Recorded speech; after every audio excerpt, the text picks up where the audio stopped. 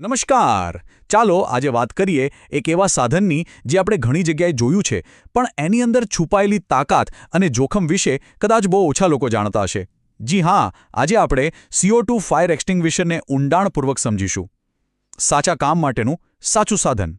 જરા વિચારો, કોઈ સર્વર રૂમ છે કે પછી કોઈ મોંઘીદાટ લેબોરેટરી, અને ત્યાં અચાનક આગ લાગે છે. હવે આગ બુઝાવવા માટે જો પાણી કે પાવડરનો ઉપયોગ કરીએ તો આગ તો કદાચ ઓલવાઈ જાય, પણ લાખો રૂપિયાના નાજુક સાધનો પણ બરબાદ થઈ જશે. તો સવાલ એ છે કે આવા સાધનોને કોઈ પણ નુકસાન પહોંચાડ્યા વગર આગને કેવી રીતે કાબૂમાં લેવી? આ જ સવાલનો જવાબ છે CO2 એક્સટિંગ્વિશર. તો ચાલો આ ખાસ ફાયર ફાઇટર સાથે મુલાકાત કરીએ.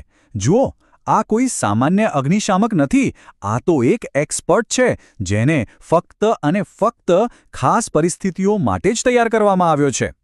આની સૌથી મોટી ખાસિયત એ છે કે આ એવી આગ માટે બન્યો છે જ્યાં પાણી કે પાવડર જેવા સામાન્ય અગ્નિશામક ફાયદા કરતાં વધારે નુકસાન કરી શકે છે, જેમ કે ઇલેક્ટ્રિકલ પેનલ્સ, કોમ્પ્યુટર સર્વર્સ કે પછી કોઈપણ સંવેદનશીલ ઇલેક્ટ્રોનિક મશીનરી. તો હવે સવાલ એ થાય કે આ લાલ સિલિન્ડરની અંદર એવું તો શું છે જે તેને આટલો ખાસ બનાવે છે? ચાલો જરા ઊંડા ઉતરીને જોઈએ અને તેની બનાવટ અને તેની અંદર રહેલા જબરદસ્ત દબાણનું વિજ્ઞાન સમજીએ. આ સિલિન્ડર છે ને, એ સીમલેસ સ્ટીલમાંથી બને છે. હવે સીમલેસ એટલે શું? એટલે કે એમાં ક્યાંય વેલ્ડિંગનો સાંધો જ નથી હોતો. આ ખૂબ જ જરૂરી છે, કારણ કે એની અંદર કાર્બન ડાયોક્સાઇડ ગેસને પ્રવાહી સ્વરૂપમાં ખૂબ જ ઊંચા દબાણ હેઠળ રાખવામાં આવે છે, અને આટલું બધું દબાણ સહન કરવા માટે સાંધા વગરની મજબૂત બોડી હોવી ફરજિયાત છે. તમને અંદાજ આપું, સામાન્ય રૂમ ટેમ્પરેચર પર આ સિલિન્ડરની અંદરનું દબાણ 50થી 60 બાર જેટલું હોય છે. આપણી કારના ટાયરમાં જે હવા હોય છે, આ દબાણ એના કરતાં લગભગ 20 ગણું વધારે છે. વિચારો, આ તો એનું રોજિંદુ વર્કિંગ પ્રેશર છે. પણ ખરી મજા તો હવે છે. જ્યારે આ સિલિન્ડરની મજબૂતાઈ ચેક કરવામાં આવે છે ત્યારે એને 250 બારના પ્રચંડ દબાણ પર ટેસ્ટ કરાય છે, એટલે કે એના નોર્મલ પ્રેશર કરતાં લગભગ 5 ગણું વધારે. આ ટેસ્ટ એ વાતની ગેરંટી આપે છે કે સિલિન્ડર કોઈપણ હાલતમાં સુરક્ષિત રહેશે. અને હા, આ કોઈ વન ટાઈમ ટેસ્ટ નથી.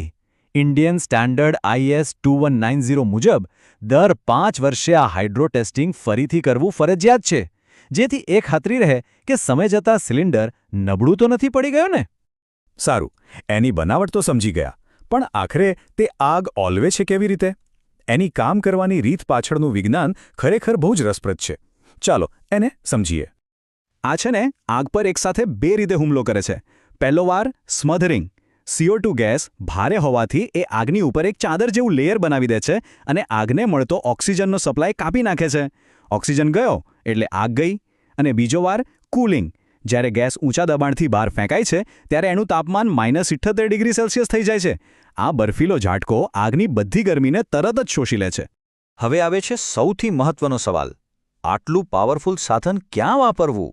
યાદ રાખો, દરેક આગ માટે દરેક અગ્નિશામક કામ નથી કરતું.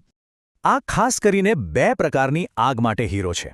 એક ક્લાસ B ફાયર, એટલે કે પેટ્રોલ, ડીઝલ, પેઇન્ટ જેવા જ્વલનશીલ પ્રવાહીથી લાગેલી આગ. અને બીજું, અને સૌથી અગત્યનું, ઇલેક્ટ્રિકલ આગ. સર્વર રૂમ હોય, ઇલેક્ટ્રિક પેનલ હોય કે પછી લેબના મોંઘા સાધનો. અને આનો સૌથી મોટો પ્લસ પોઈન્ટ, તે પાછળ કોઈ કચરો, પાણી કે પાવડર જેવો કોઈ અવશેષ છોડતો નથી. એટલે તમારા મોંઘા સાધનો એકદમ સેફ. જેટલું એ જાણવું જરૂરી છે કે આનો ઉપયોગ ક્યાં કરવો, એટલું જ, બલકે એનાથી પણ વધુ જરૂરી એ જાણવું છે કે આનો ઉપયોગ ક્યાં બિલકુલ ન કરવો, કારણ કે ખોટી જગ્યાએ વાપરવાથી ફાયદાને બદલે નુકસાન થઈ શકે છે. તો બરાબર યાદ રાખજો, ક્લાસ A આગ પર ક્યારેય નહીં. એટલે કે લાકડું, કાગળ કે કાપડની આગ પર. કેમ? કારણ કે CO2 તો હવામાં ઉડી જશે, પણ આ વસ્તુઓ અંદરથી ધગધગતી હોય છે અને પાછી સળગી શકે છે. ઉલટાનું એના જોરદાર પ્રેશરથી સળગતા કાગળના ટુકડા ઉડીને આગને વધુ ફેલાવી શકે છે. એ જ રીતે મેગ્નેશિયમ જેવી સળગતી ધાતુઓ, એટલે કે ક્લાસ D ફાયર પર પણ ભૂલથી નહીં. અને હવે આપણે આવીએ છીએ આખા વિષયના સૌથી મહત્વના ભાગ પર, સેફટી. આ કોઈ રમકડું નથી. આ એક હાઈ પ્રેશર ટૂલ છે અને એને વાપરતી વખતે અમુક નિયમોનું પાલન કરવું ખૂબ જ જરૂરી છે. આ વાક્ય બરાબર સાંભળજો. ખુલ્લા હાથે સ્પર્શ કરવાથી ગંભીર ઈજા એટલે કે ફ્રોસ્ટબાઇટ થઈ શકે છે. આ કોઈ મજાકની વાત નથી. એની ઠંડક તમારી ચામડીને સેકન્ડોમાં થીજાવીને ગંભીર નુકસાન પહોંચાડી શકે છે. તો ચાલો આ 3 સોનેરી નિયમોને મગજમાં બેસાડી લઈએ. નંબર 1, ફ્રોસ્ટબાઇટથી બચો. એનો જે હોર્ન એટલે કે આગળનો કાળો ભાગ હોય એને હંમેશા પ્લાસ્ટિક કે રબરના હેન્ડલથી જ પકડો. ભૂલથી પણ મેટલ ભાગને અડકશો નહીં. નંબર 2, ગૂંગળામણથી સાવચેત રહો. જો કોઈ નાની બંધ જગ્યામાંનો ઉપયોગ કર્યો હોય તો તરત જ એ જગ્યા ખાલી કરી દો, કારણ કે એ હવામાંથી ઓક્સિજનને હટાવી દે છે. અને નંબર 3, આ ચાર્જ છે કે નહીં એ કેમ જાણવું? આમાં કોઈ પ્રેશર મીટર નથી હોતો, એટલે એ ભરેલો છે કે ખાલી એ ફક્ત એનું વજન કરવાથી જ ખબર પડે છે.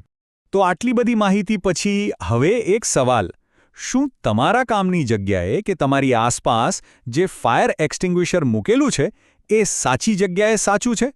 જરા નજર કરજો, કારણ કે સાચી જાણકારી જ સાચા સમયે જીવન અને સંપત્તિ બચાવી શકે છે.